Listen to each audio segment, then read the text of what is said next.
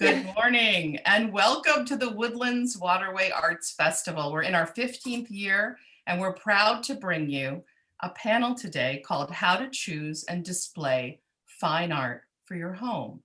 And this will be a wonderful panel to attend and then shop the artists in our virtual marketplace. So let me introduce some wonderful women. And before that, I'd like to tell you who I am. I'm Nickole Kerner Bobley. I'm your moderator. I feel so lucky to be with all these talented women. And I'm a local arts and culture writer. And I'm a volunteer with the Woodlands Waterway Arts Festival. And if you've never volunteered before, honey, this is the place to do it. We have a great time. So let's get started. I'd love for you to meet in the red. It is Shundra Harris. She is the founder and principal of Shundra Harris Interiors. Hello, Shundra, please wave. Hello. And beside her, we have Crystal Reeves. She's the principal and owner of CLR Design Services. Give us a wave, Crystal. Hi, how are y'all? Good morning. And next to her is Letecia Ellis Haywood, principal designer of Design L'Atelier. Welcome, ladies. Hello. Good morning. So as we shop a festival, one of such great ilk as ours, bragging points count, we are a top-ranked festival in the country, very proud of that, to be part of that. As we shop such a prestigious festival, how do we choose and display fine art for our home? What should we be thinking about? And I wanted to kind of, toss out a question to Shundra first. Sure. How can art styles be applied in varying or mixed design styles? How do we approach that?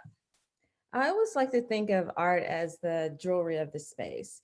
So if you have a neutral palette, your art can transform your space into very different directions.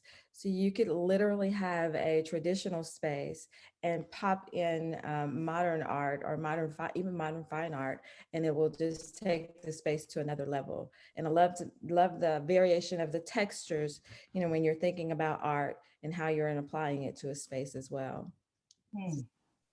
Interesting. Okay. When do designers begin talking about art in the budget when working with a client? Does that come at the beginning? Does it come at the end? Crystal, walk us through how that goes down in your field. Well, every project is different, of course. A lot of it depends on, does the client already have existing art that they love that we're trying to use? Or if it's something that you used to love but can't part with, maybe we put that in a secondary space. Sometimes I do it at the beginning, sometimes I do it at the end. A lot of it just depends on where we start with your design wants and needs and what styles you like. If there's a particular artist that you love, if you love Hunt Slonim, then okay, I know that we're going to start going with that. So sometimes it just all works together, sometimes the beginning at the end, but I'm always thinking about it throughout the project because it does finish off the project. Without the art, you just have a blank wall and it's just not finished. Okay, and Letecia, this is for you. Is commissioned art the way to go? And is it affordable?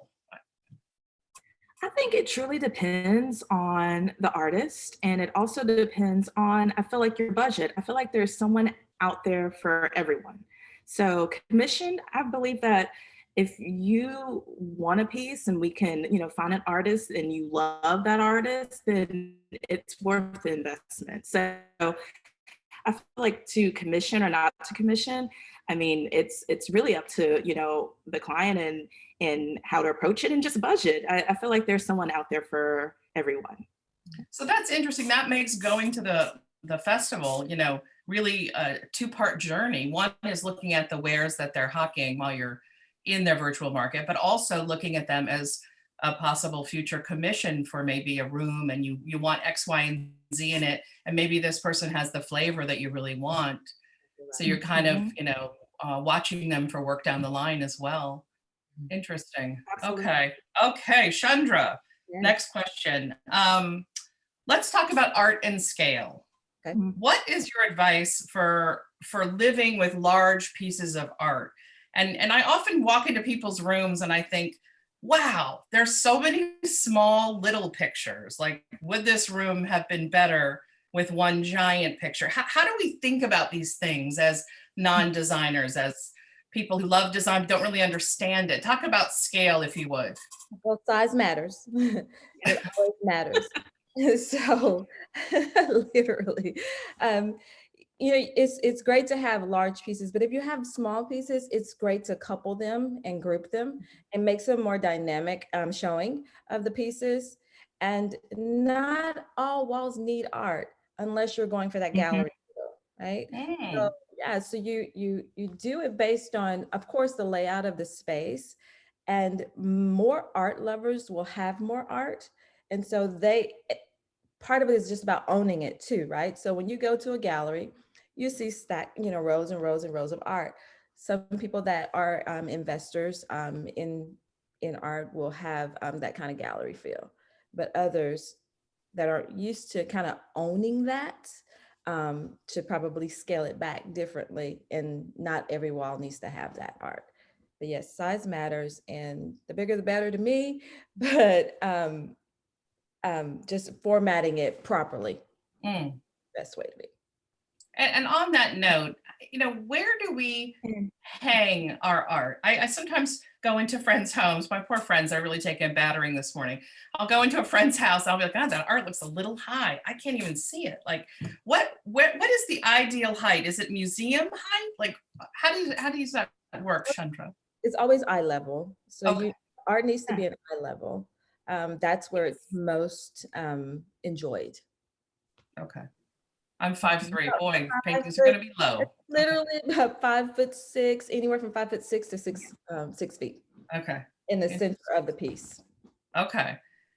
All right. Speaking of gallery walls for collectors who have many pieces, Crystal, would you talk to us about gallery walls and how I could use that technique in my home? Say I already have 2 or 3 pieces of a similar size, and maybe I'm buying another piece at the festival in the virtual marketplace today that goes with that collection.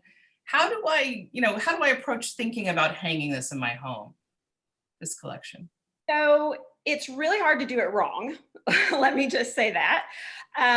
It's really just about like how you're grouping pieces. And you can either do them all the same size. So the art could be really small, but you frame them all the same size. So art in one piece might be this big, the other piece might be this big, but they're all framed the same. They could use all the same color frame, but different styles. Maybe they're all black frames. One is very floofy. That's a very technical term. One is very clean. And then one may have some geometric patterns like Greek key or fretwork or something like that. So the biggest tip I can give someone to hanging a gallery wall is put all your pieces on your floor first, and then you can move them around and see how that feels. And it's all about balance. It definitely does not have to be symmetrical. You see in art galleries, a lot of times you'll have 9 exact size pieces all hung together, which is beautiful. But I would also encourage people to do something asymmetrical. Everything doesn't have to be the same size, but trying and laying it out on your floor, and then take a picture of it once you finally have it laid out, because once you start putting those on the wall, you're going to think, oh my gosh, where was that piece of art? Where did I put that?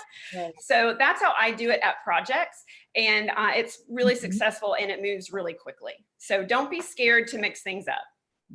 That's interesting. Letecia, I'd love to ask you, because we've been talking a lot about art on the wall. Let's talk about pottery and different objects that we might collect.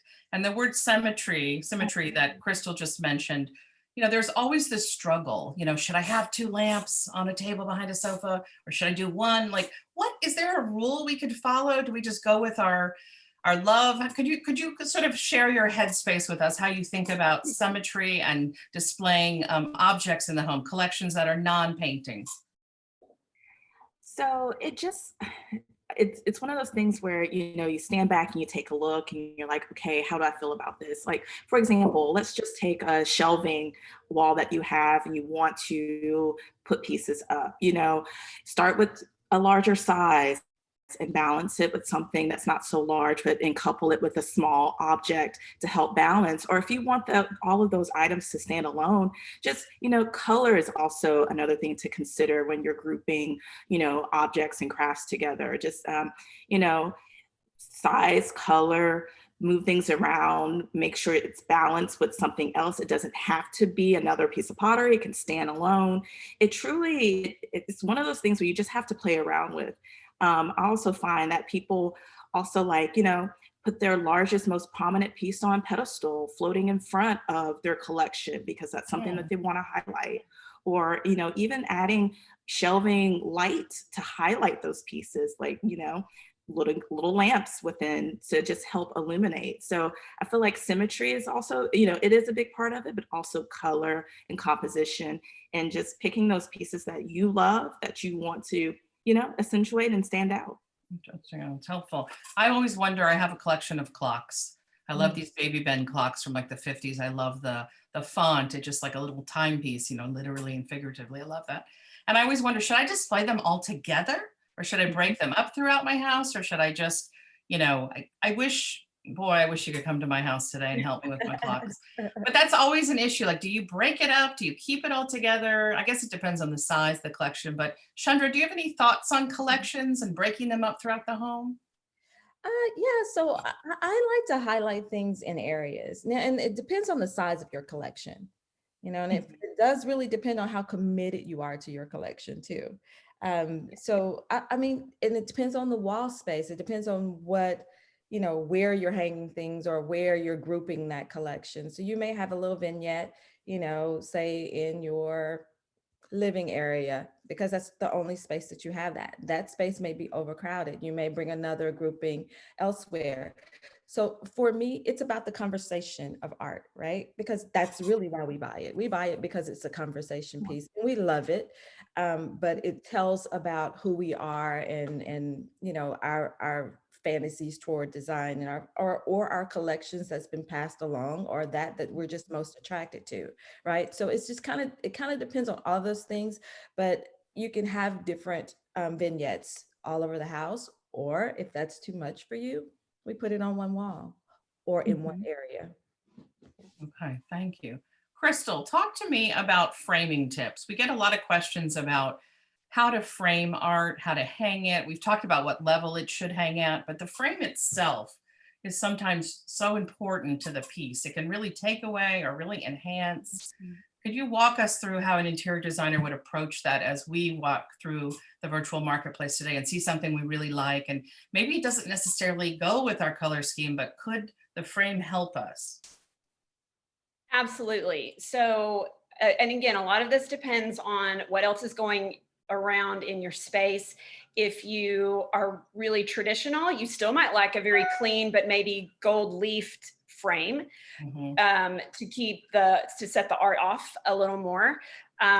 There's not really, it's hard to say if there's a specific rule of thumb. I like to give art a little breathing space between the frame and the art. So to have a nice mat around it, whether it's a single mat or a double mat. And I think it's also very important to find an art gallery or a professional framer to take that in also to help you, because they can help guide you. I mean, ultimately it's up to you, or it's up to your designer to help you, but they know the product they have. They're experts in color as well, so they can give you tips on that. But I do like to have a little bit of breathing space to set off that frame. Interesting. Letecia, let me ask you, another question had come in about, white matting versus off-white matting. Sometimes people, they'll be in their home and they want to redistribute their pieces. Should the mat sort of always tied together, or are we sort of loosening up, or how should we approach that? What do you think about when people talk to you about the mats, matching or not matching? Yeah. I always recommend, let's look at the piece. Let's see what complements the piece, because in all reality, we want to make sure that the piece itself, the actual art piece, is highlighted and not necessarily, yes, the frame will accent it, of course, and, bring it all together. But I feel like when it comes down to matte colors, like look at the composition of the piece and see what will work well with that piece. Because we don't want to take away from that focal, because like Shundra said, it's all about that conversation of the piece. The piece itself is the highlight. So I feel like that matte should complement and not distract or take away. Okay, thank you. And I was wondering, as an exercise, And I'll start with you, Shundra. If you could just tell us, like today, just some tips as I walk through the virtual marketplace. I'm so excited about shopping today, and I love glass, so that's the first thing I'm going to.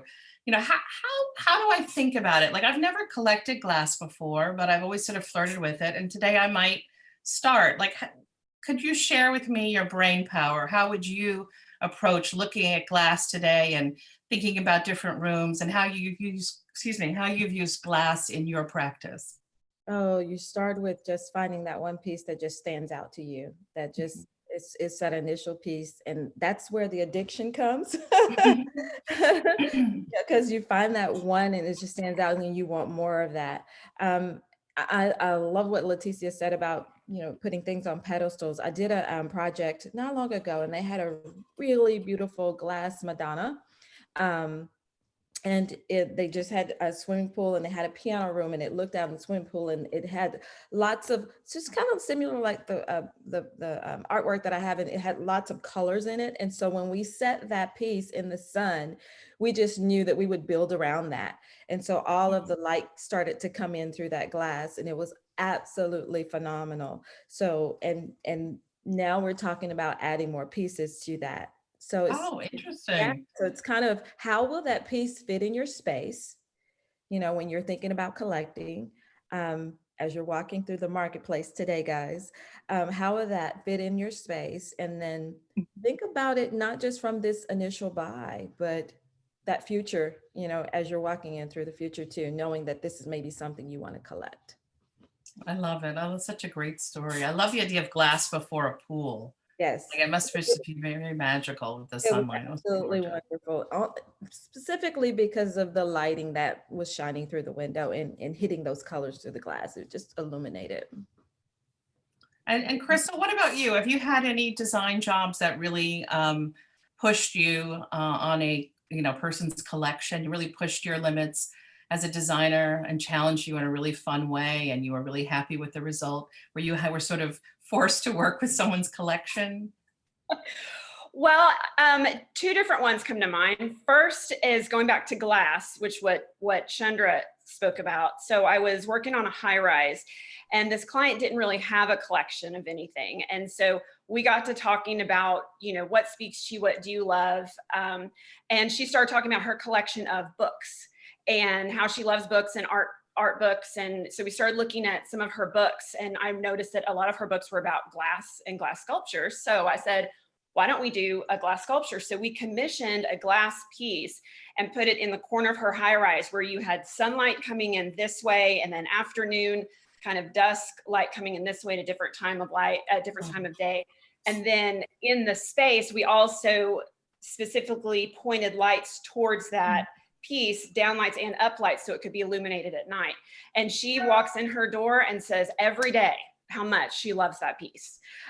So like Shundra said, it's about finding something that you love. And as designers, I think, part of our job is having that discussion with the clients, and us being able to articulate and pick out things that clients like, because a lot of times they just say, I like this, but I don't know why. And we can go in there and look at their photographs or look at things in their home and say, this is why you like it. And every time, and the ladies with us can agree, every time they go, you're right, I do love that, or I don't love that. So that, going back to the glass, was like probably one of the tops, just because of all of the light, and glass is just such a beautiful object to have, whether it's big or small. I don't think you can go wrong with that. Right. I love it. I love it. Letecia, what about you? Do you have a collections interior design story to share? So there was one particular client who collected antique typewriters. Oh, wow. All colors and sizes throughout her lifetime, and wanted it prominently displayed. And so of course we had to take in consideration the size, the weight, because back then they were pretty hefty, and then create a display where she wants to, view them every day. Of course, we had correct lighting. We added some in-shelf lighting to highlight, as well as lighting in the ceiling. And that way it just really made that whole collection sing. But yes, we had to take in consideration the shelving and how deep, and, and how many we can fit on there to make sure that they were displayed and spaced properly. So that always sticks out to me, because it's such a cool collection. And of course, she loves to talk about it, and when she has guests over. So that's one that stands out to me. That's one. Shundra, I wanted to ask you, I know a lot of people are really enjoying arranging their books in certain playful ways on their shelving. And I was wondering today, as we shop the virtual marketplace, like, should we keep an eye out if we do have books and we're interested in sort of, I guess, enhancing the way our bookcase looks in our home? What are certain objects that pair really well with like someone's book collection? And then would you comment on how a book collection could be arranged with those objects? Sure. I mean, it's just accessorizing, right? So there's books, there's objects. I have a bull back here, incorporated with my book. I have a tray up there incorporated with my books. So you can use sculpture. You can use even small prints that are framed, that are on pedestals. You can couple with that. You can stack your books horizontally or vertically.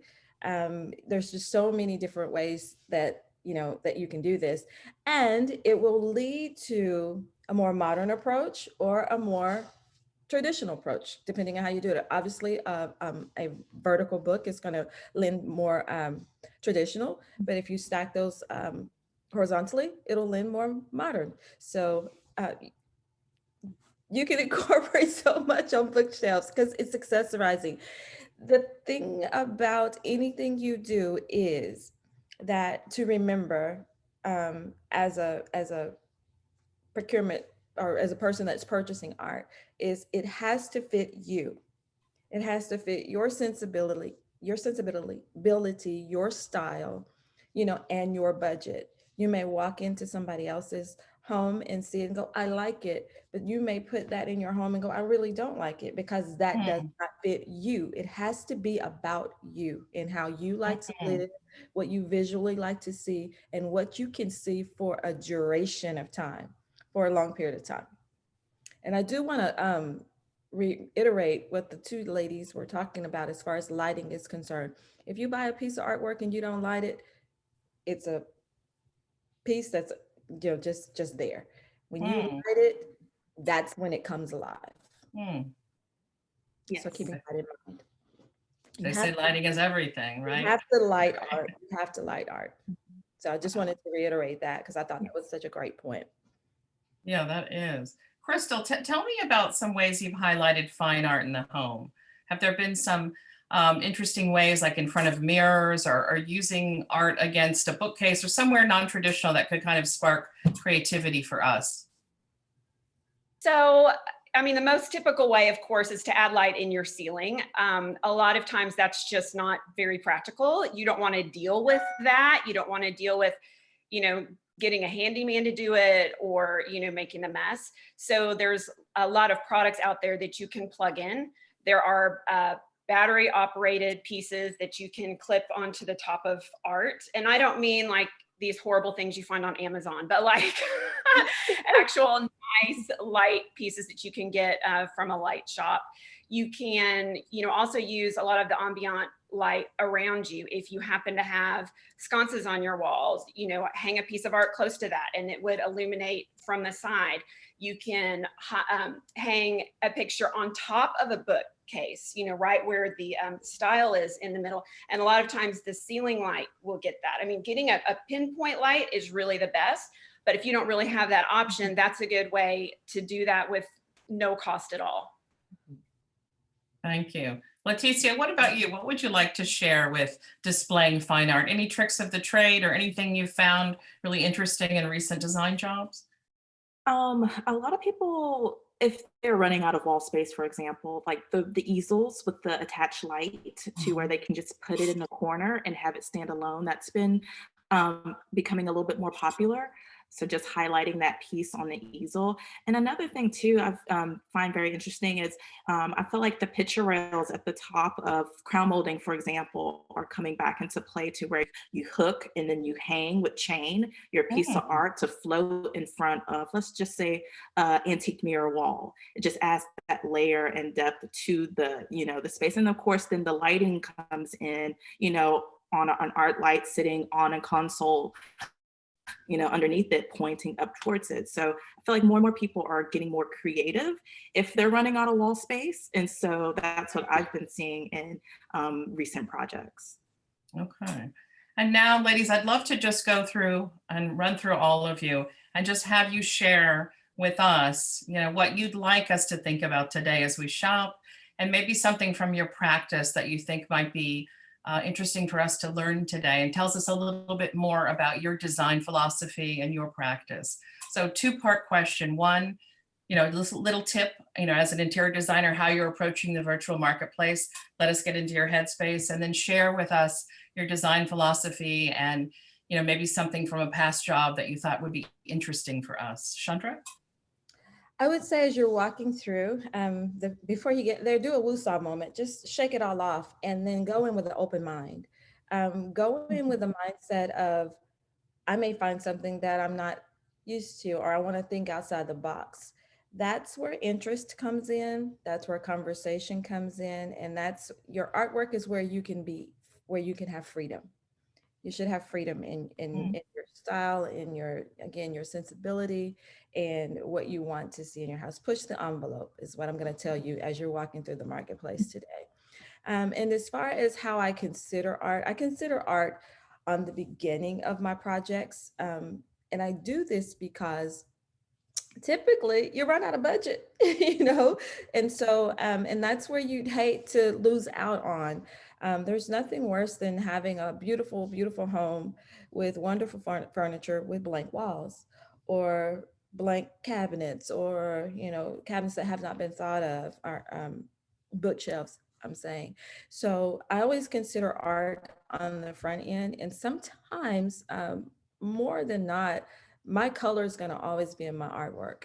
So I'm going to go with a neutral base in the dwelling of the house, and then I'm going to pop with art. So again, that for me is the jewelry. That's where you find, that's where you make home. That's where home comes from. I love it. I love it. Crystal, what are you saying to us as we walk through the marketplace today? So, of course, find something that you love, but find something with a story. My favorite pieces of art are something that you look at it and go, I like that. And then you look closer and go, wait, what? Like this piece behind me? I loved it because of all the different colors. I'm wearing a yellow shirt. I love color. But I looked closer and it's actually strips of blown up comic books. And my family are big comic book fans. And so that to me has a story that means something to me. And that's what makes it special to me. And I love the color in it, but that is why I love it. And I think that's the key, have fun with art. It doesn't have to be something that you think, oh gosh, will my mother-in-law like this? Who cares? She's not living there.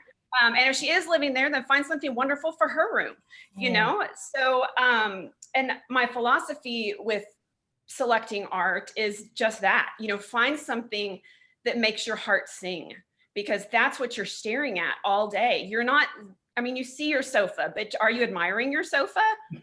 Probably not. You're probably admiring the art that you can see from your sofa. So just find something that makes your heart sing, and you cannot go wrong. Right. Love it. Letecia, what do you think today? Yeah, not that I am like Marie Kondoing in it, but like, does it spark joy? Like that truly is a question, you walk in and does it take your breath away? Is it something that you can envision in your space? And if you don't have space, can you make a home for it because you love it that much? I feel like that's, to me, is that gut reaction telling you. That's how I chose most of my pieces. I saw it and it took my breath away, and I'm like, I must have that. And how my design philosophy, that's how I approach it, early on, let's always find space. Let's make sure we have the proper lighting to just really highlight and bring art in. Because what Shundra said is true. It's what you're going to, and Crystal too, it's what you're going to admire when you're sitting there and are speaking to someone. So just the proper planning and making sure that you have a place for those things and that you want to see and touch and feel and look at every day. It's, that's my philosophy. Let's just find a home. Like, if you love it, get it. We'll find a place for it. Right. I love it. Well, ladies, thank you so much. This has been so informative and just a wonderful way to kick off the Waterway Arts Festival as we begin our virtual shopping tonight and tomorrow. So thank you to each of you. I'd love, before we close, Shundra, to just say the name of your design firm and your website, and then we'll go down the line just as a thank you for being with us today. Shundra. I just want to tell you, thank you for having us. We really appreciate it. I am Shundra Harris with Shundra Harris Interiors, and I'm www.shundraharris.interiors.com. So happy shopping today. Crystal. Again, my name is Crystal Reeves, and my company is CLR Design Services, and my website is www.clrdesignservices.com. And I too want to thank y'all for having us. We really appreciate it. It's been a great experience, and also to be on a panel with not only colleagues, but friends. Oh, thank you. Letecia. Hi, Letecia Ellis Haywood of Designed Letecia, and actually my IG is designed_Letecia, all one word. And again, thank you. This has been a great conversation and I thoroughly enjoyed it. Happy shopping to everyone. Have a fun challenge, designers, as we leave today. Would you be so kind over some point in the weekend to go into the virtual marketplace and snap a picture on your phone of an item you think is really beautiful and post it to your social media and tell us what that object makes you feel and why you loved it. It would just be interesting for us as lay people to hear how an interior designer would shop and what is sparking your interest and your joy. So thank you very much. Shop this weekend, everybody. Have a great festival. And thank you, Jenny, Marissa, and Melissa as well. Shundra, Crystal, and Letecia, we appreciate your expertise. It was so lovely working with you today. Thank you, guys. Thank you. Bye-bye.